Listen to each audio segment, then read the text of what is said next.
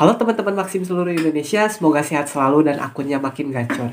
Di video kali ini aku mau menjawab pertanyaan teman-teman yang masih bingung kenapa sih akunnya itu kena yang namanya PBO atau pelanggaran berdasarkan order ya teman-teman.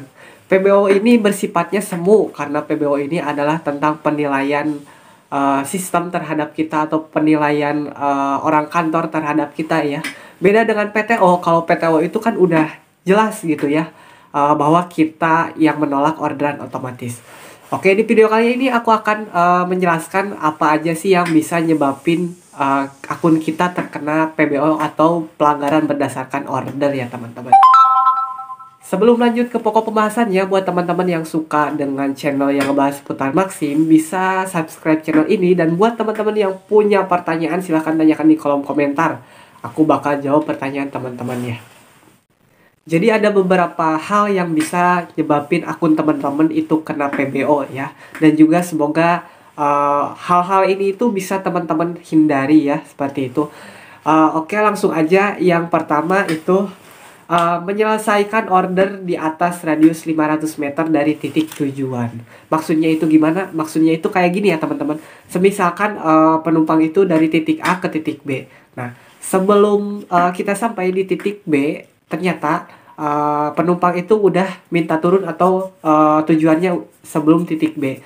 Nah, kalau semisalkan tujuannya itu di atas 500 meter di atas radiusnya di atas 500 meter dari titik tujuan, terus teman-teman selesaikan, maka teman-teman bakal dapat yang namanya PBO ya, karena menyelesaikannya di atas radius 500 meter.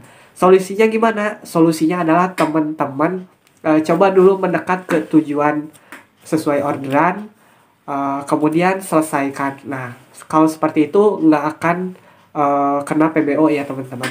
Oke, yang kedua adalah lupa menyelesaikan order kemudian diselesaikan di sembarang tempat. Jadi aku pernah ngalamin nih, contohnya kayak gini.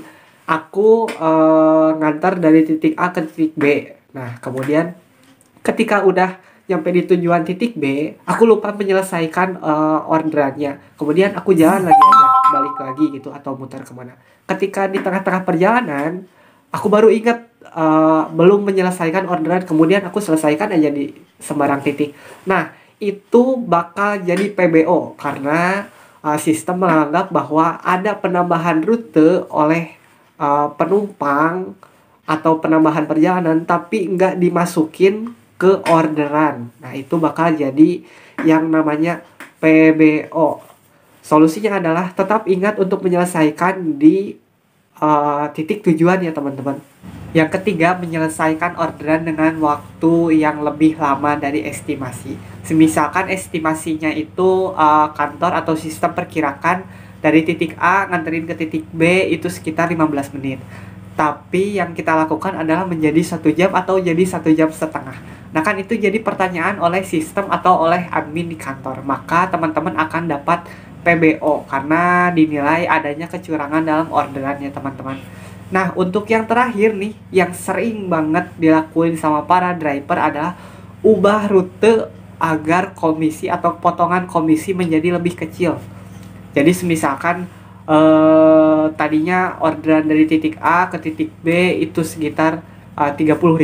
Nah, kemudian sama teman-teman agar komisinya potongannya kecil, diubah rutenya jadi lebih dekat dan juga ongkosnya jadi lebih kecil.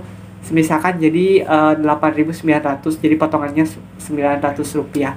Nah, itu juga kalau kebaca sama sistem itu masuknya kecurangan.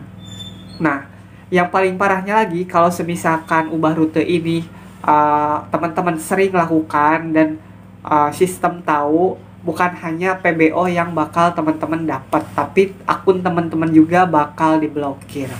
Nah, itu dia 4 penyebab yang sering terjadi dan menimbulkan yang namanya PBO. Nah, sekian aja video kali ini, semoga bermanfaat.